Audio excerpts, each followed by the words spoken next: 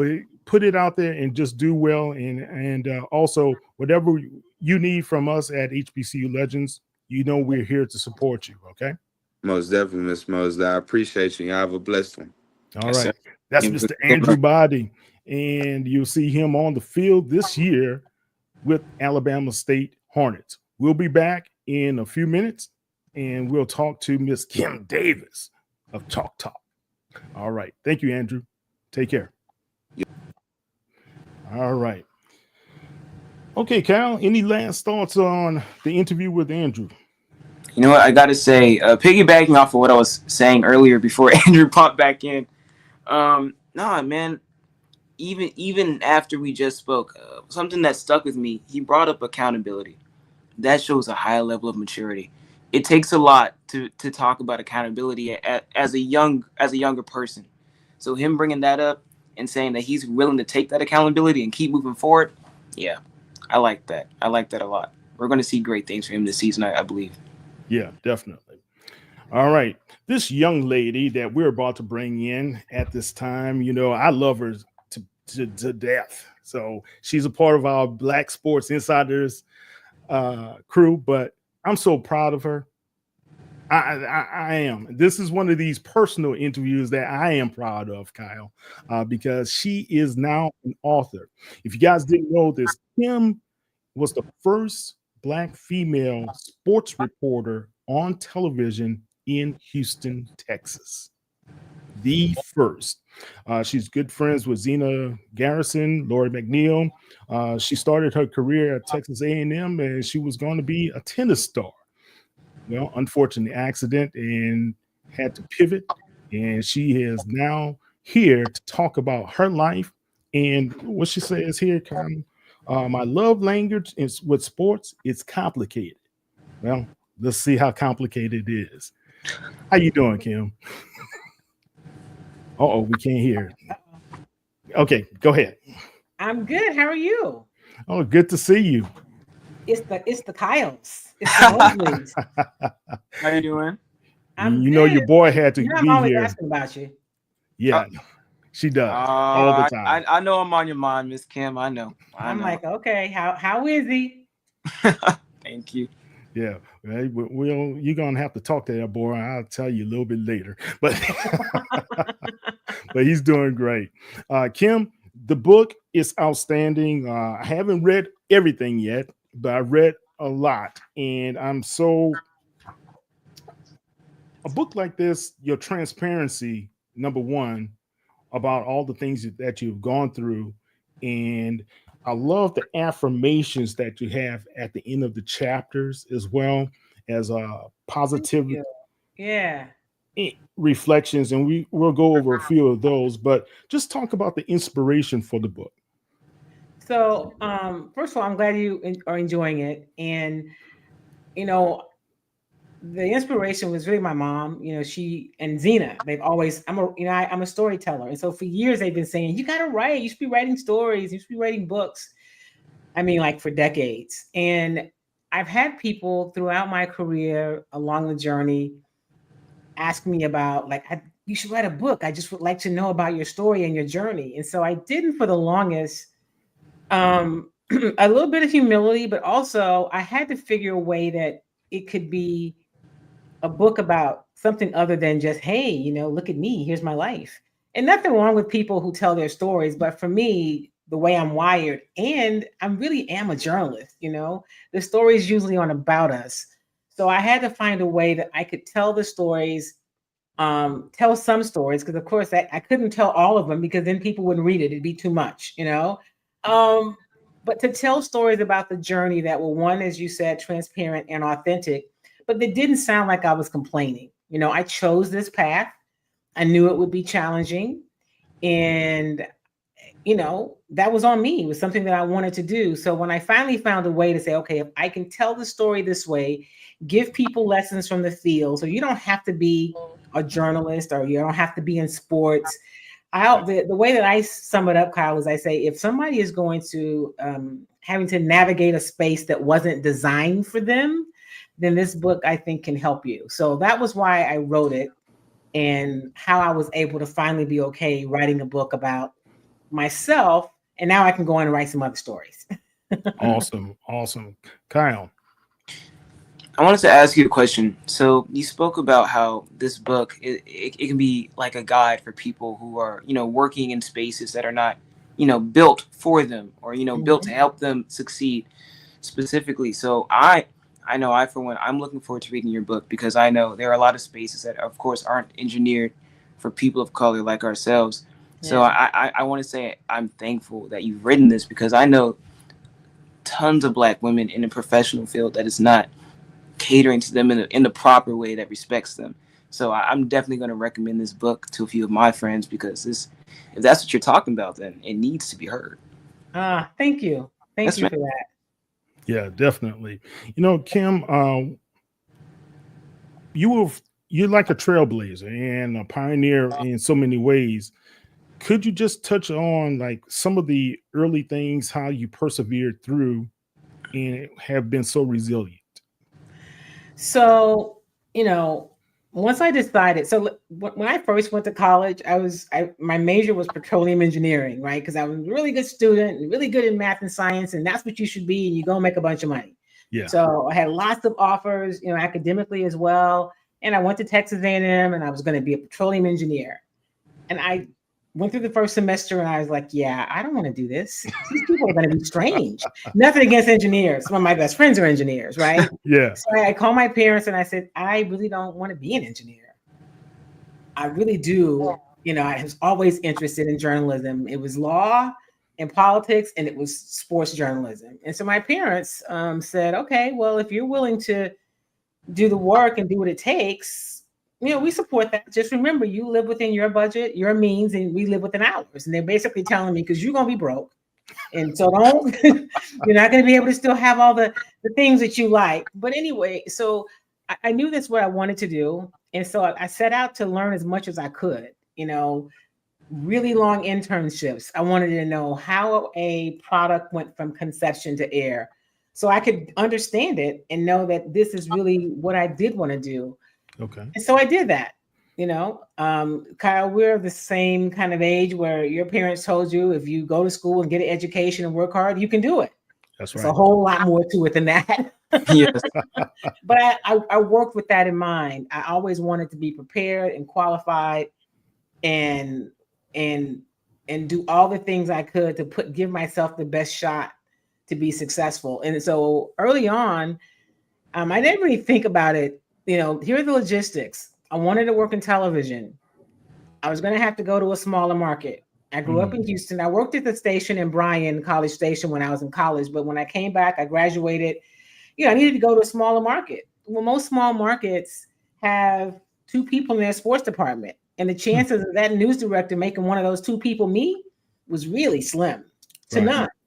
Right. Because it was different. I wasn't what they were used to. And it wasn't a conspiracy. It just wasn't what was happening back then. So I went to print, because I thought if I write for newspapers, it's going to give me credibility as a journalist. And I think it did that. Also, I did some early talk radio. I met Ralph Cooper early in my career, and I was writing for a weekly newspaper, and I was also doing some writing for the Houston Post. I'm dating myself, but I did write for the Houston Post. Wow, and Houston Post, that's a long time. A long time ago. I was 12, y'all. I was 12. And I covered the Oilers, and I would go on the road with the team. I covered the team on the road. Wow. So I would call in to Ralph's show on Friday so that Sports Rap, would have a presence on the road. So I did things with Ralph. Butch Woolfolk, if you remember him, he and I did a weekly Houston Oilers show on the station. And over the years, I just found ways to do this thing I wanted to do, like work all the time, had lots of jobs. And so I felt like, how is somebody going to just tell me no? You can't tell me no. I'm going to do this. And so I just kept pushing. And I was initially, it was kind of, I was stubborn in that regard. Like, how can you tell me no when I know I'm qualified, when I'm working hard, when I'm willing to learn, I stay late, I come early. Tell me again why I can't do this. And that was my attitude. Yeah. So yeah, it worked for a while. And it's still working. I love it, man.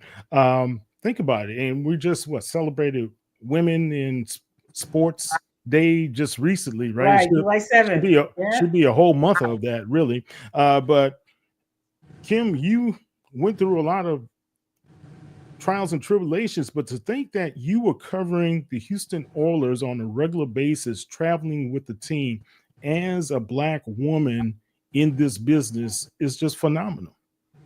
Yeah, it was I didn't really think of it back then as that. It was like, oh, so I need to go on the road because they have games and I need to be where everybody is. And Right. you know, Kyle, I still kind of approach what I do that way. I'm going to go to Texans training camp, you know, when they go to West Virginia, because I feel like you just got to be in the room or on the field or on the sidelines to really get a taste of what's happening a lot of places. And that was always my approach.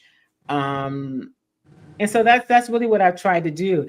Listen, I covered the 2 Houston Rockets championships. Wow. You know, hopefully I'll get to cover another one.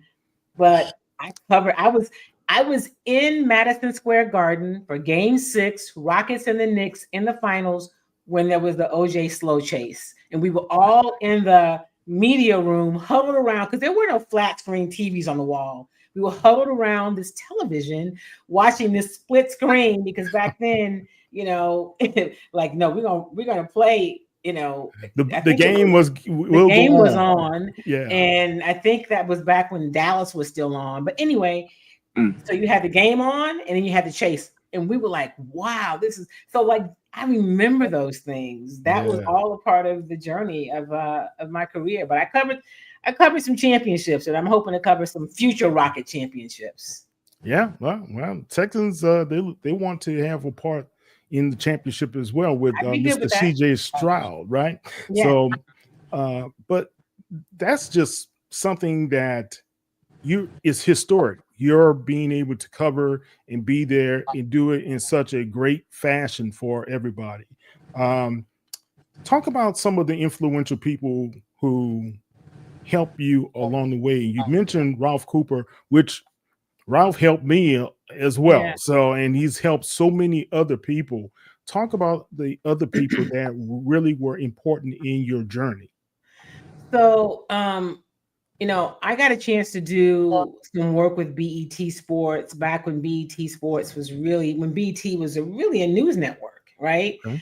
And we had the show called the Budweiser Sports Report. It preceded sports reporters on ESPN. So they would fly me up from Houston for that show, and I worked with Mike Wilbon and Bill Roden and Thomas George and Brian Burwell, who's deceased now, and just a number of what I call giants in the business. And that's how I got to have relationships with those guys. And I learned a lot from them. And so I learned from them. I was super excited and fortunate to be able to be in the room with them. But Kyle, back then when we would go to NABJ, it was very different. Or we would cover a Final Four, we would always get together, the group of us, not just us, but Black sports reporters and producers and production people, and have kind of our little own kind of informal powwows. And sometimes, you know, I remember sitting in a room with George Ravlin and John Chaney and just talking about history and stuff they dealt with. And of course, Arthur Ashe, who I knew because I played tennis and he used to come to Houston. But those were the people that we got a chance to spend time with. And they didn't show up as celebrities or stars. We were all in this thing like learning from each other. And so I got a chance to soak up a lot of that knowledge. And I knew it was cool then, but later, especially when I reflect on it now, how incredible that was. That was. To sit at the feet of some of those people. And for somebody now, like a Bill Roden or a Mike Wilbon, to call me a friend and a colleague, because I think they're giants in the industry. So I had a chance to learn from some of them. And I don't know if you remember Max Edison, if you knew Max at all. Max used to write for The Defender. But Max and I hosted a show called Sports Timeout. It was a live daily sports talk show, 2 hours. And for 2 hours. Wow. For 2 hours, Monday through Friday, from 4 to 5, 4 to 6. And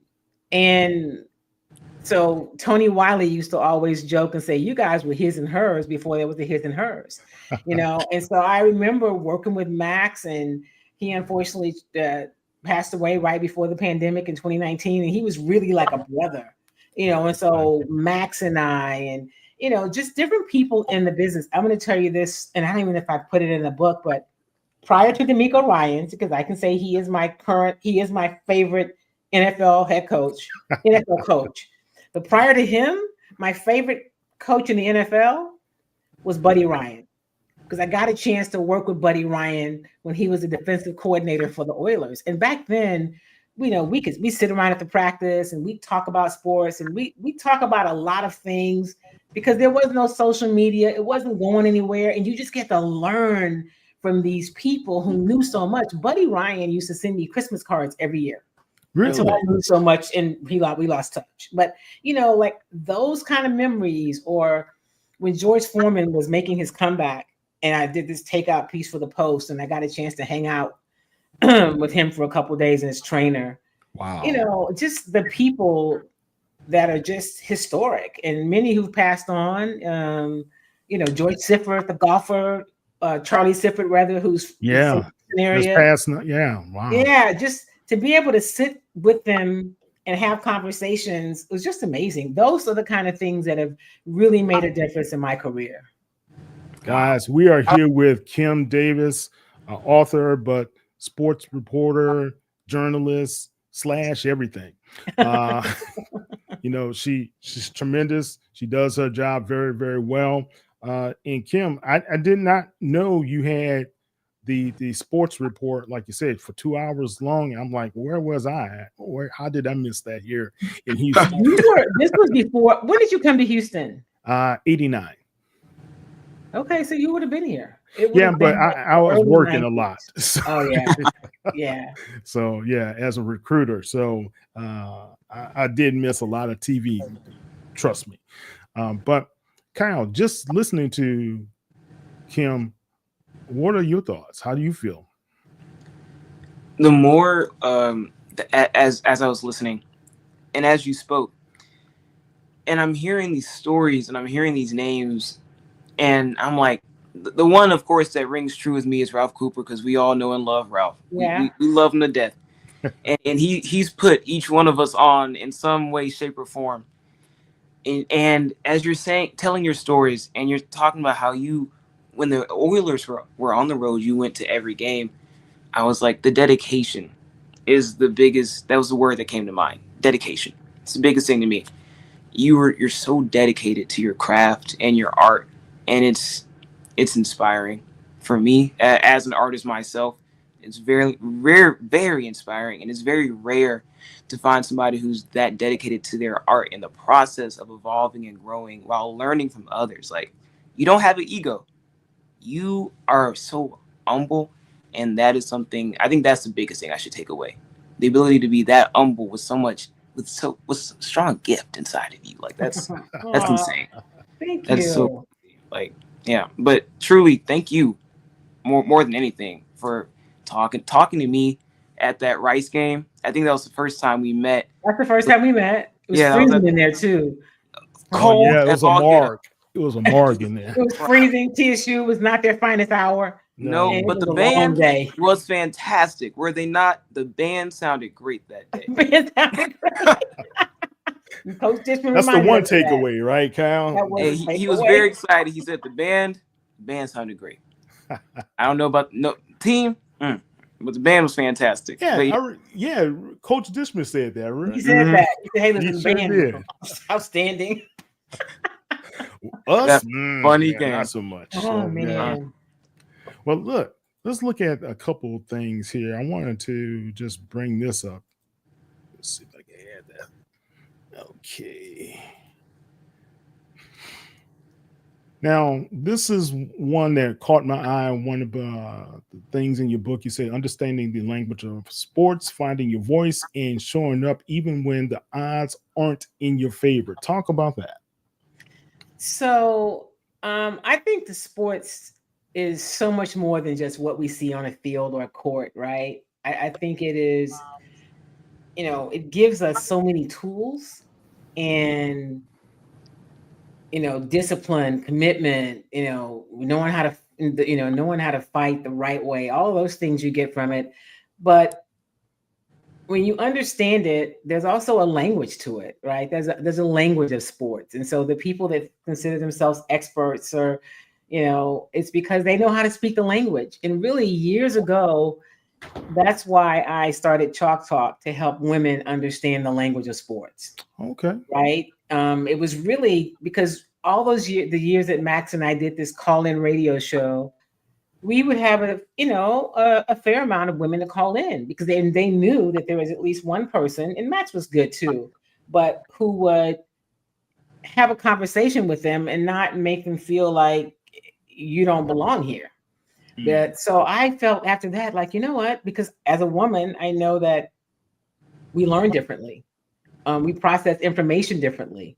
So let me help them understand the language of sports, and they can use that in different places. It can help them to find their voice and where they should show up, and how to use some of those things we see from athletes and coaches in this vast world of sports, how they use those things to propel themselves to the next level.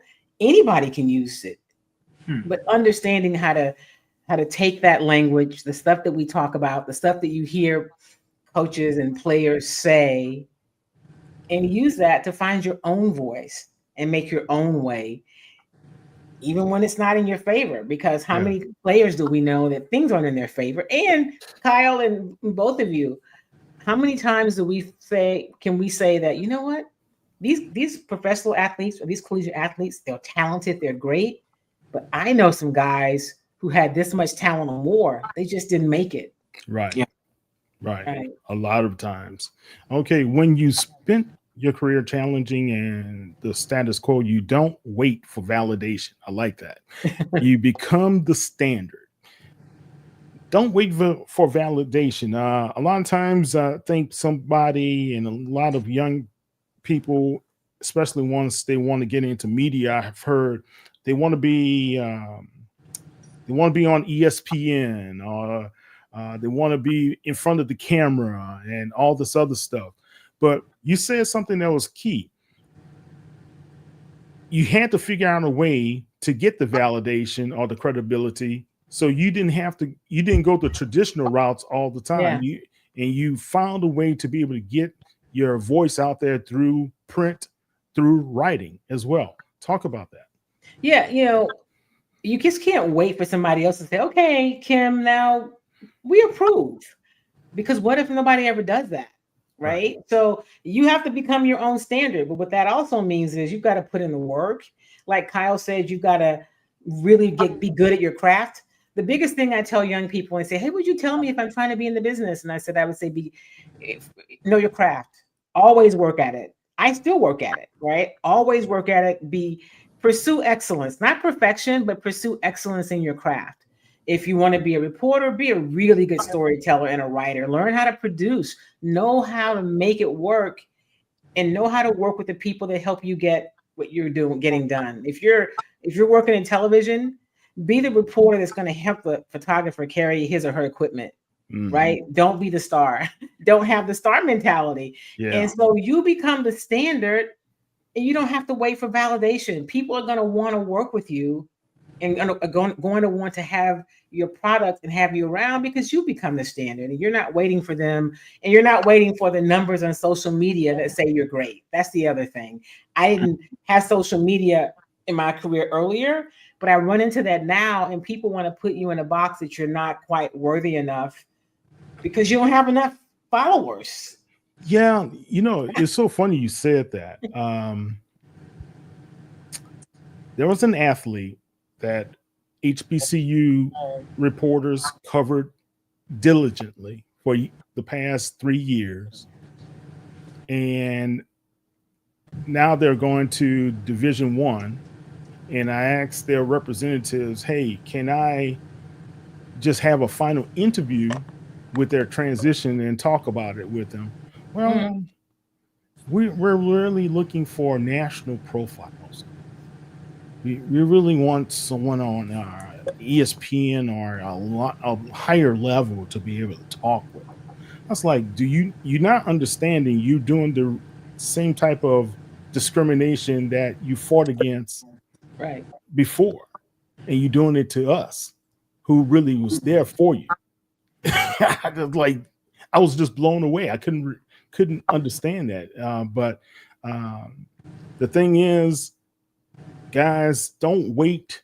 If you know you're putting out great content, That's you right. know you're trying to refine your craft or learn your craft, just keep working on it, keep working on it, keep working on it. I ran into a lot of roadblocks.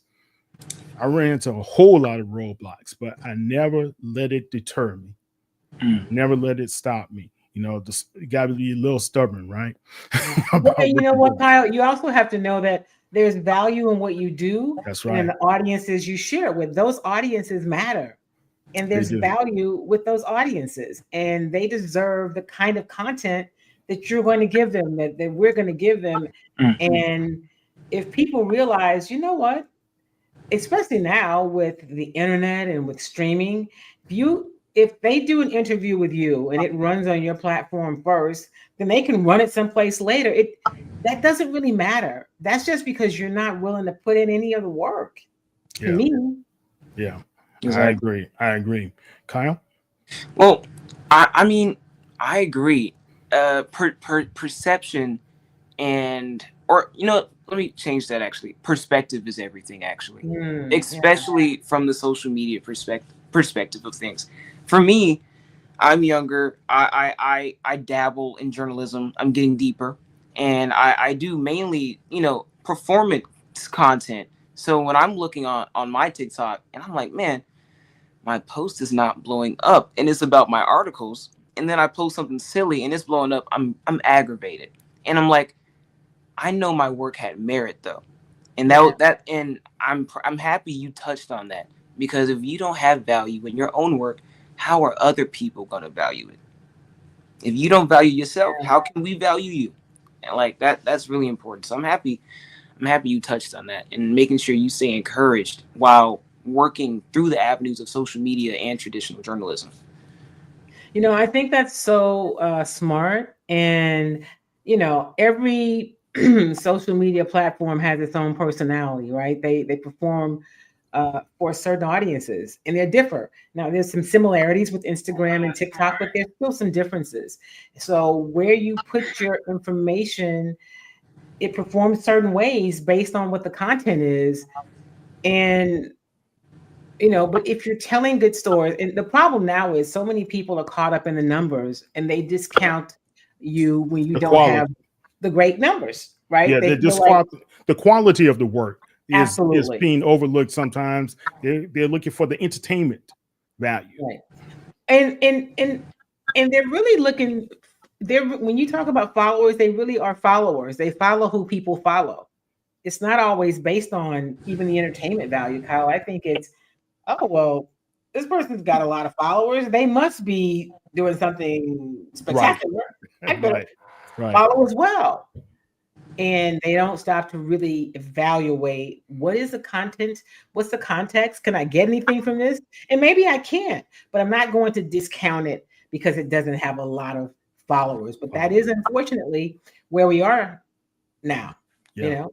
Yeah. So we The just keep numbers plugging game. away, man. The people that need to see it'll see it. Exactly. Okay. And finally, toward the end of your book, you have these little sayings, right? Mhm. Running the play has never been about getting everything right. Speak on that. Um, just because you show up and you do the work, it doesn't mean that you get it all right all the time. I mean, I did a lot of things, and if I were to look now, I'm like, man, I probably should have done that differently.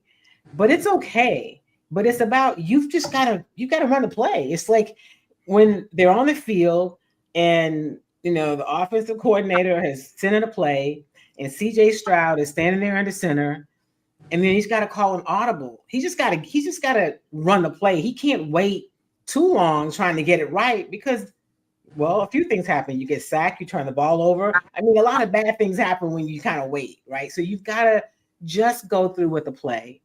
and know that what you see matters. Your voice matters. Your vision matters, and run the play.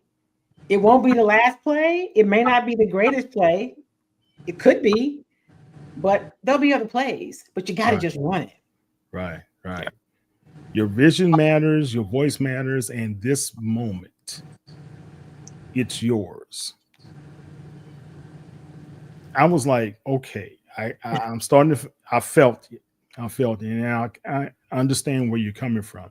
But when you say you've already started, a lot of you guys out there have already started your journey, Yeah. and I think and it's part of life. Sometimes you just don't know if this is the right thing you're doing, or you get hit left and right, and you go through some ups and downs. But that's the ebbs and flows of life as well. If you feel passionately, if you think you have the voice and you have the talent, just keep going through. Because sometimes when you go through the storm, it's better to be able to say, hey guys, I went through this storm. I'm a testimony, and you can be able to go through it too. Just like Kim. Think what all the things you've gone through, Kim, and where you are today. Yeah. You're such an inspiration to so many people. Yeah.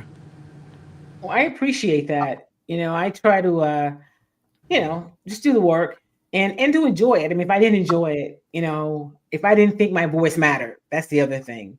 Our voices all matter. Our perspectives matter. And we need to be in the room. Yeah. And because other people need to hear these different stories from these different perspectives and with these different voices. And I feel really strongly about that. And so if this is something that you like, and whether if your thing is media, or maybe your thing is you're in the tech space and they're not super friendly to Black women, for sure, not even Black men, but you like, this is my space. Well, run your play and find your space and make it work. Don't let somebody tell you what you can or can't do. Just find your way. Definitely. All right. Any last thoughts, Kai? I'm sorry, you cut out. Any last thoughts? Well, Miss Kim, I want to say thank you again for coming on the show and gracing us with your presence. Let me shower you with compliments one more time. But I really want to say, I didn't speak about this earlier, but when we first got on, you talked about how it was hard. The work is hard, but you kept doing it. Too often, our young people, when it gets hard, we like to quit. Social media has shown us that quitting is too easy. So I'm thankful that you are making sure to get the message out there to keep working hard. Iron sharpens iron. If you're not around the right people, what are you doing? So thank you, and I'm trying to be around you. You're gonna make me cry. Thank you. I appreciate that. You can't cry on the show. You got to do it when we get off. That's right. There's no crying in baseball or in whatever this is, right? Whatever this is, whatever's going on. Interesting. Guys, if you don't see Kim, if you're here in the Houston area, you can see her a lot of times on, is it KHOU? So KHOU Sports Extra, and occasionally on Sports Sunday on KPRC, mostly on Sports Extra, and then sometimes on Fox in the mornings. With Nate Griffin. With Nate, and I've got to catch up with Isaiah soon. So he won't start saying I'm acting funny, when I don't go for a while. You're acting funny. So. Yeah, Isaiah, I think his producer said, Mr. Mosley, you haven't been on in a long time. Yeah. Oh, yeah, I haven't. But I tell you, those are great names. Nate Griffin, Isaiah Carey, guys, get to know who those young men are. They mean a lot to us because they help with the whole process, and I think we all help one another out. Ralph Cooper, 56 years now in broadcasting. Think about that, 56 years.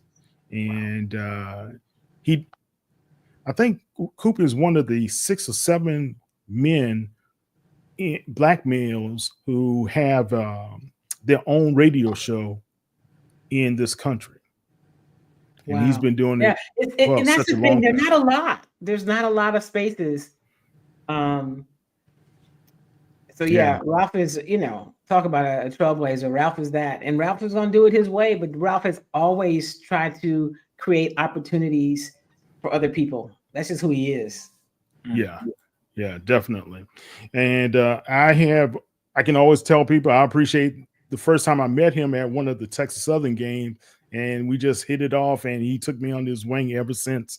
And I appreciate him just giving me the opportunity to have a voice out there, to be able to share my different perspectives on sports as well.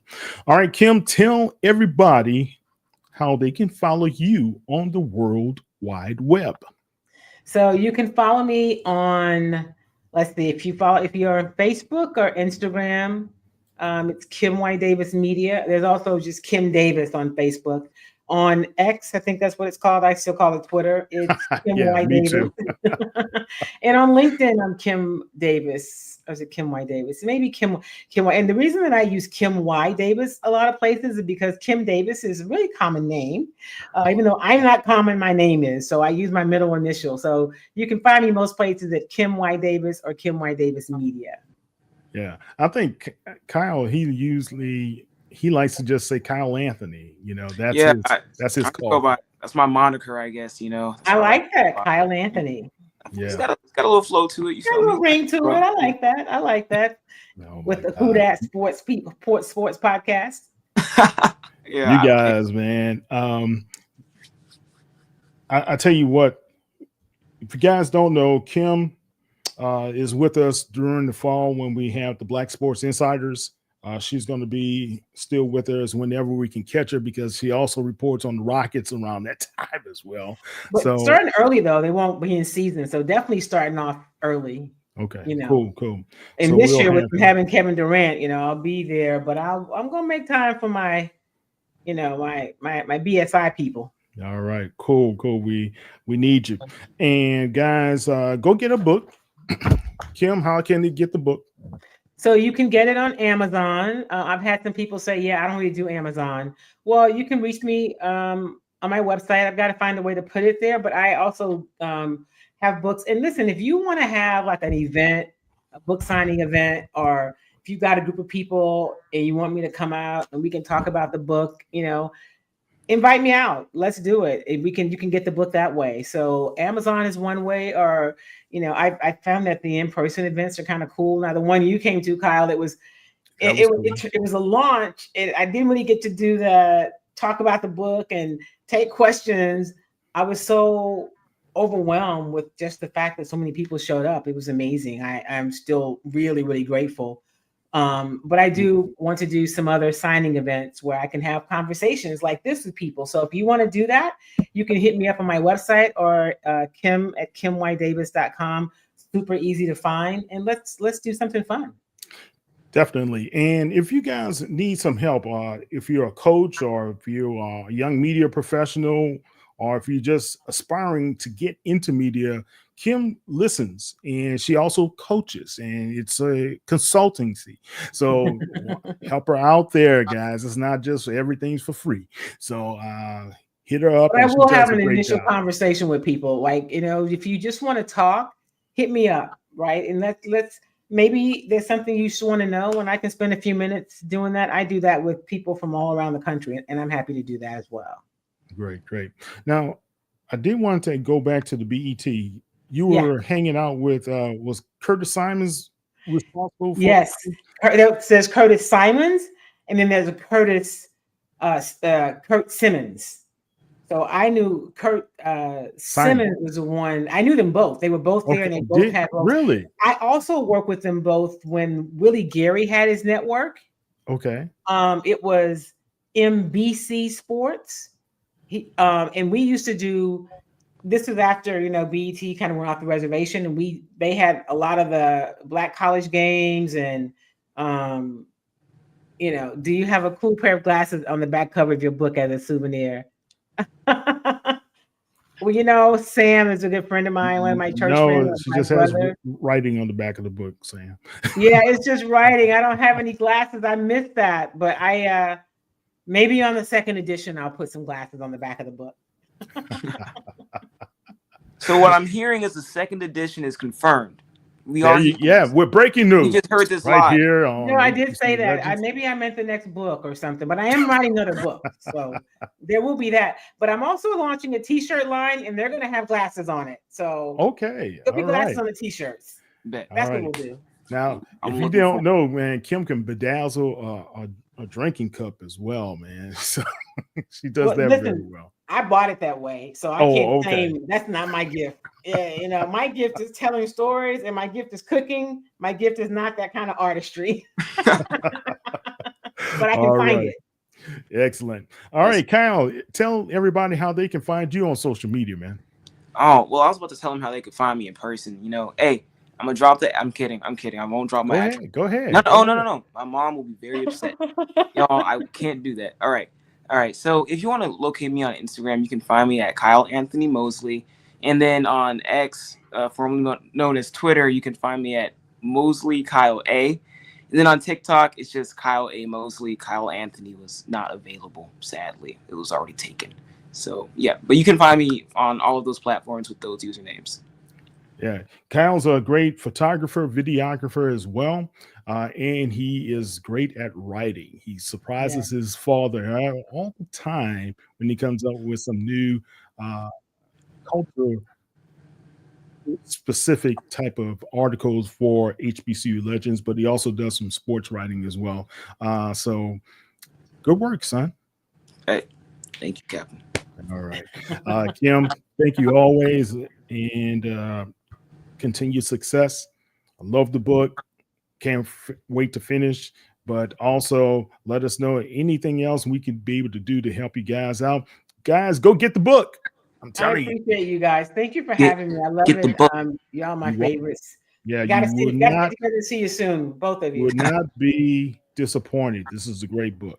All right, I'm Kyle T. Mosley with Kyle Anthony Mosley, as well as Kim Y. Davis here at HBCU Legends, as well as the Black Sports Insiders. You guys can follow us at HBCU Legends on all social media platforms, as well as you can follow me on all social media platforms at KTMOZE.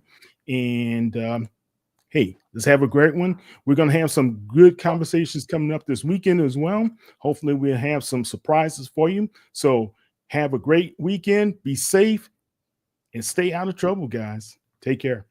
All right, peace.